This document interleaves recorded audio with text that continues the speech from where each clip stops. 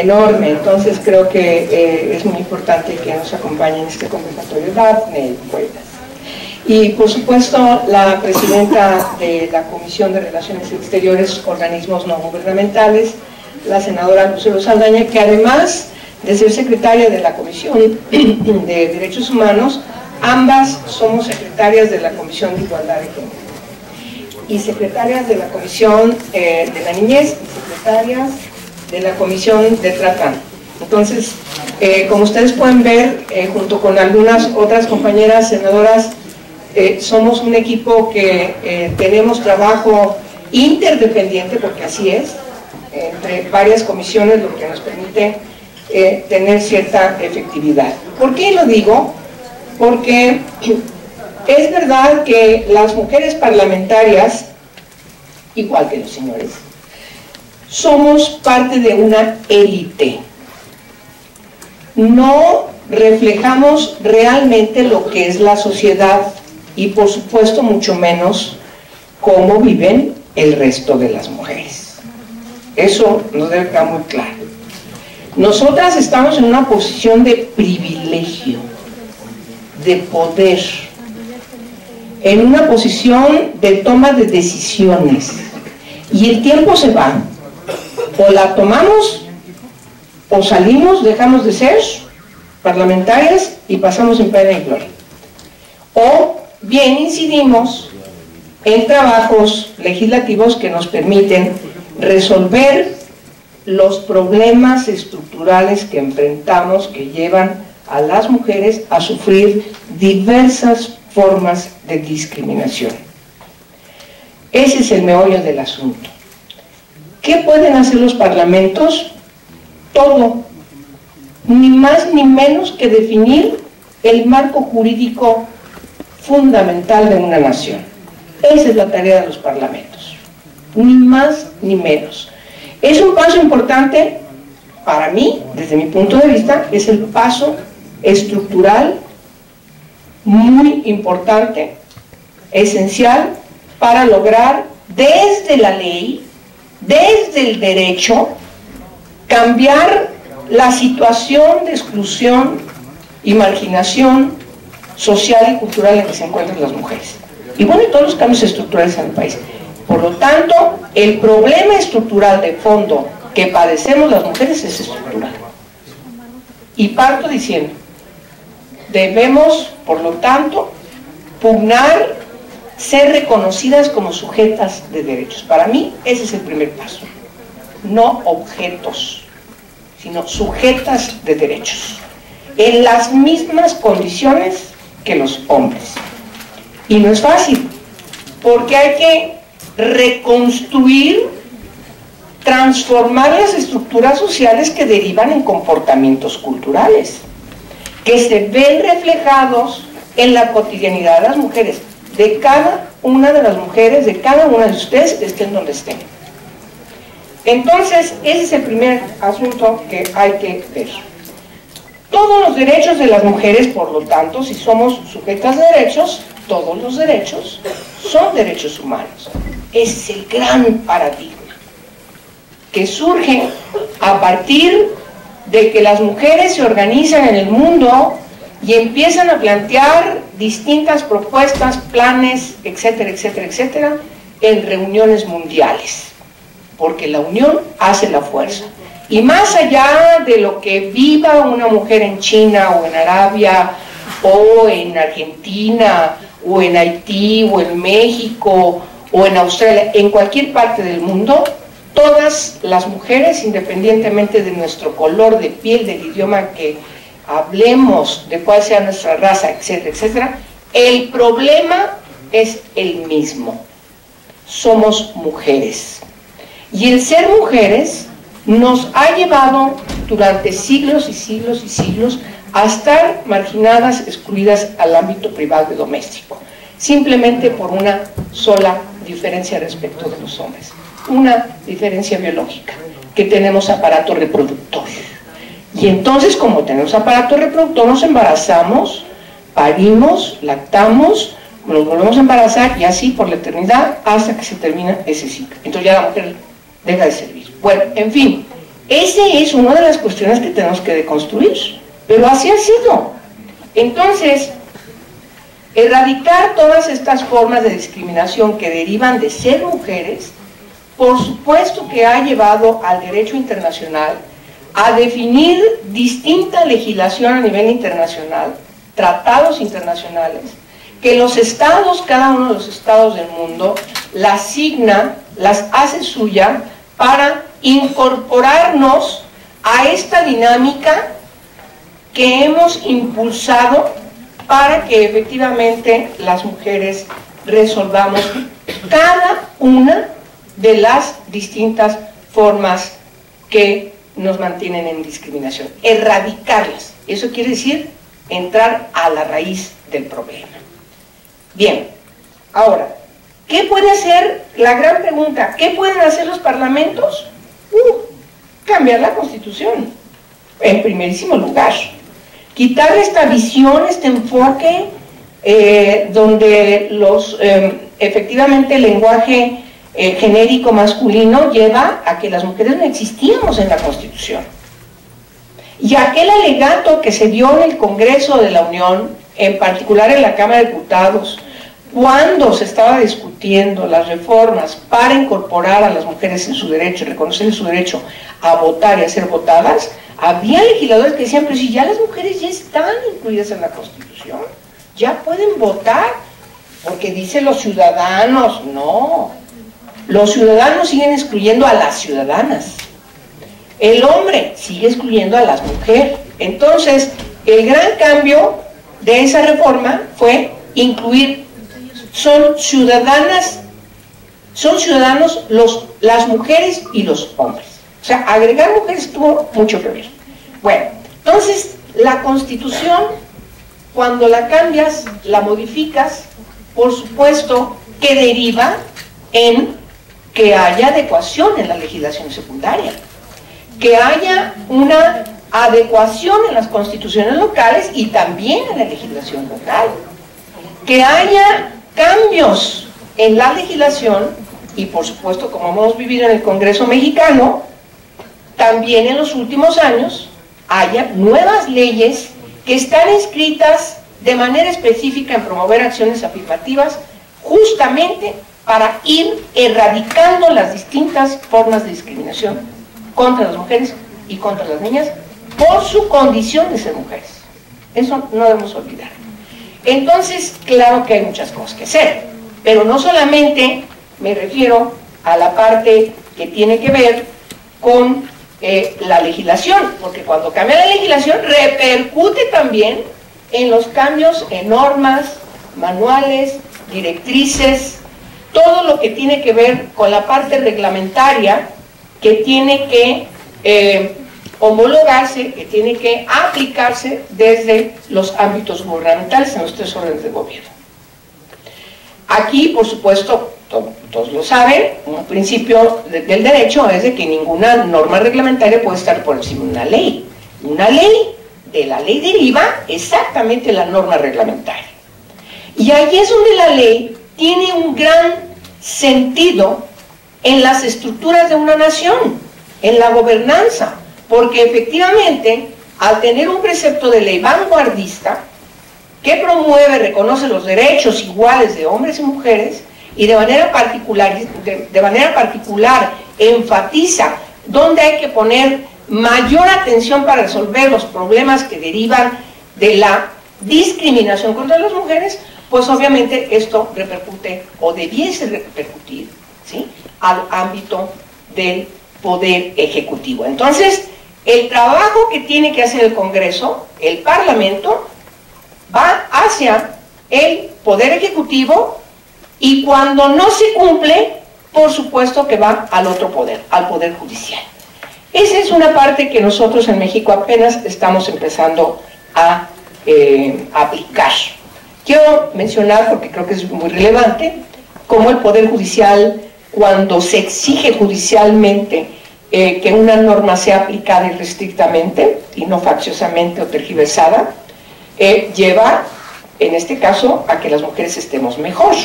Por ejemplo, la sentencia del Tribunal Electoral del Poder Judicial de la Federación, la 12624, que determinó que los partidos políticos en la elección pasada federal tenían que llevar cuando menos el 40% de candidaturas propietarias y suplentes de mujeres, tanto en la Cámara de Diputados como en el Senado. Lo que derivó que hoy tengamos 44 senadoras de 128 y tengamos 187 diputadas de 500. Ha sido la legislatura en donde más mujeres hemos estado en el Congreso de la Unión.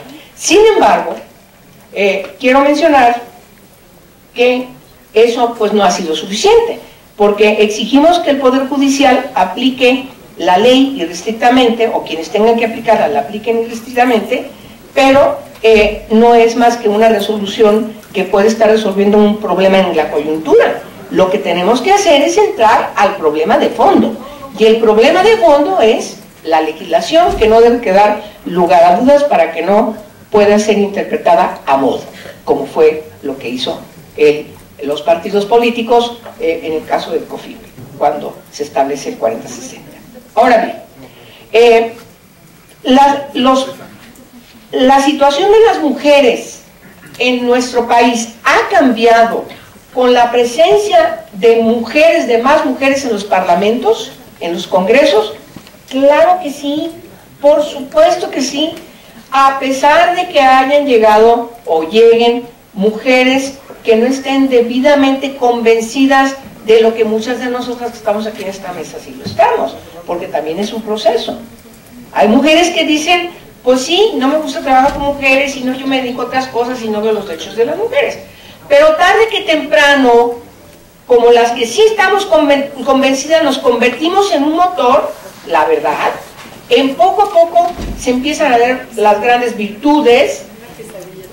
Bueno, eso dijo Mario, ¿eh? Sí, a veces nos alucina. Sí, nos alucina. Sí, pero bueno, pero luego van y entonces pues también la política tiene que servir para eso, para convencer, para llegar, decir, a ver, bueno, a ver, tú estás hasta aquí, a ver, ¿qué necesitamos explicarte? ¿Qué necesitamos conocer? ¿Qué necesitamos platicar? En fin, para que este proceso vaya hacia adelante. Lo mismo no pasa con los hombres.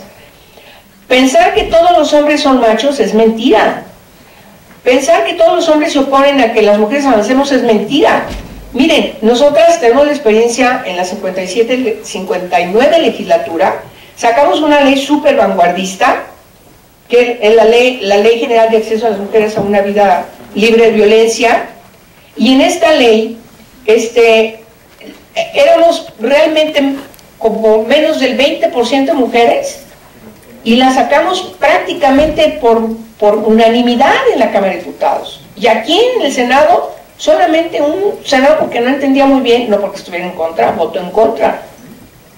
O sea, todos los señores, aún los que seguramente son machos, y aún seguramente hubiera alguno que pudiera ser violentador, digo, porque las encuestas nos dicen que de cada 3 hogares en 2 se sufre violencia, algún tipo de violencia de género, pues seguramente tendremos también en el ámbito parlamentario señores que todavía no resuelven su problema de violencia contra las mujeres.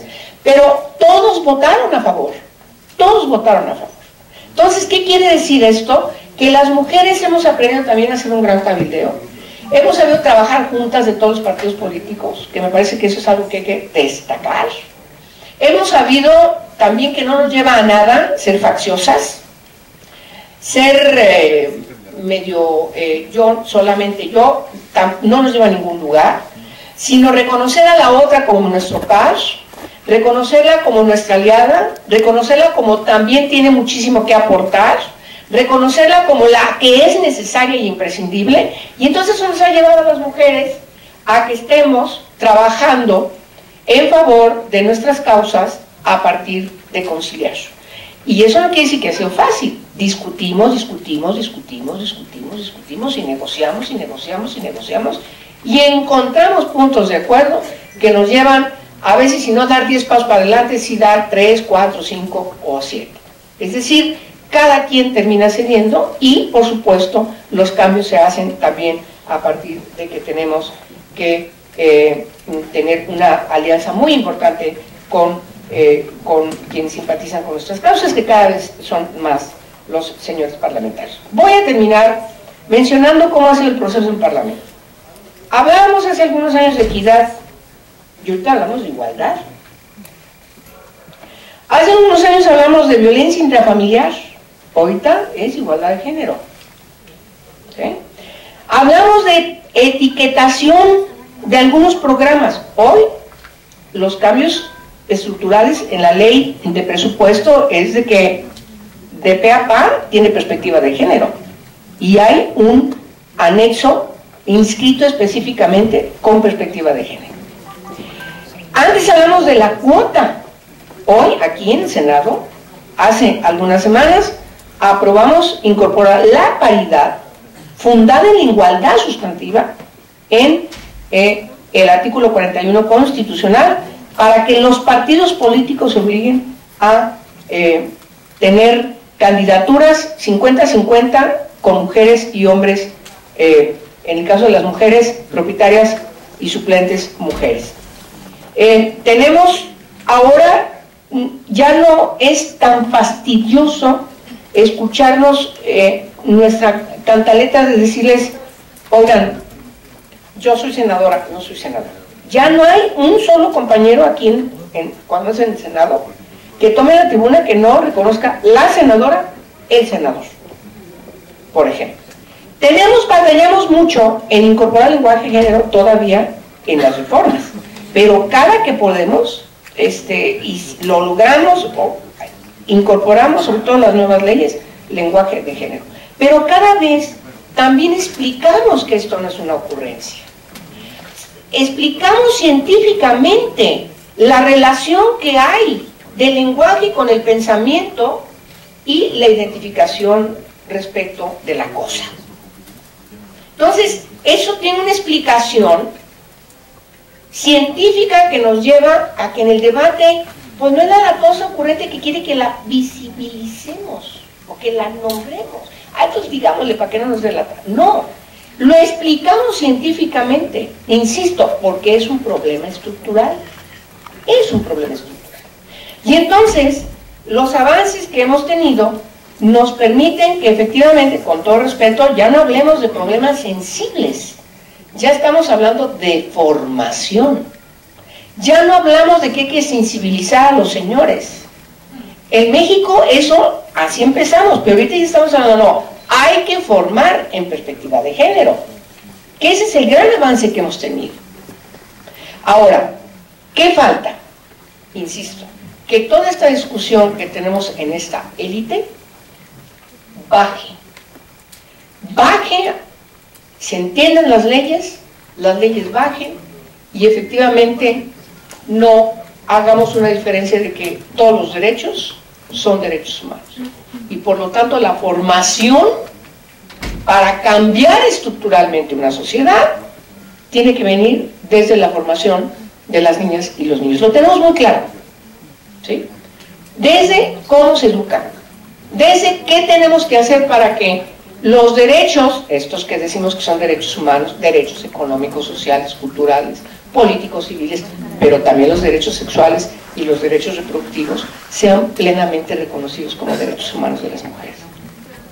Entonces, esto, cada vez que avanzamos, también es cierto, y con eso termino, cada vez se abre más la puerta, cada vez se abre más el panorama, cada vez se abre más el abanico de lo que tenemos que hacer. Es decir, no dimos un paso, ya, nos quedamos tranquilos. No, eso cada vez se abre más y más y más y más y más.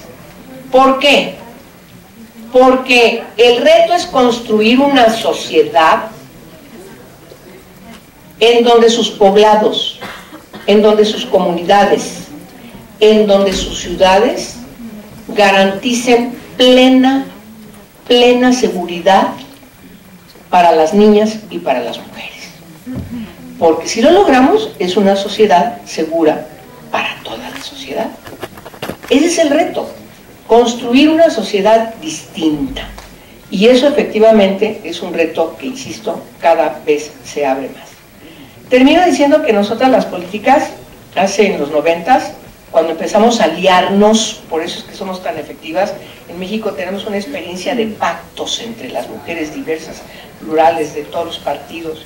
Tenemos una agenda de 10 puntos. Nos ponemos de acuerdo y coincidimos en 5. 5 nos dividen, no los tocamos. Estos nos unen y entonces nos dedicamos a esos 5. Así, esta dinámica de pactos nos ha llevado a crear todas una consigna. Si la democracia, si la mujer está, la democracia va.